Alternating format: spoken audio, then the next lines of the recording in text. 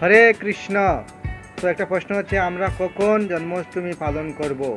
27 August নাকি 26 August ওই সোমবার?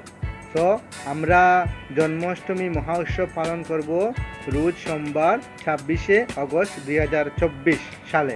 ঠিক আছে, এই দিনে আমরা সবাই যেন জন্মাষ্টমী ব্রত পালন করি এবং আমাদের দেশের পরিস্থিতি অনেক ভয়াবহ, তাই নিজের স্থানে থেকে বা মন্দিরে গিয়ে এই ব্রত যেন আমরা পালন করি, বা যেভাবে আমরা ব্রত পালন করে আসছি সবাই পালন করবো। এবং বাড়িতে আজকে আমার গুরু মহারাজের লেকচার দেখেছি, উনি বলেছেন যেভাবে মন্দিরে এই জন্মাষ্টমীর ব্রত পালন করা হচ্ছে সেই রকম অনুরূপ আমরা বাড়িতে সেই রকম ব্রত অনুষ্ঠানটা করতে পারি। সবচেয়ে বড় কথা হচ্ছে, আমার গুরু মহারাজ বলছেন যে এই ব্রতে আমরা বাড়িতে ভগবানের অভিষেক করতে পারি, তারপরে বাড়িতে ভগবানের লীলা পাঠ করতে পারি, তারপরে লীলাপ্রসন্ন শ্রীকৃষ্ণ গ্রন্থ পাঠ করতে পারি, ভগবানের বিষয় শ্রবণ করতে পারি।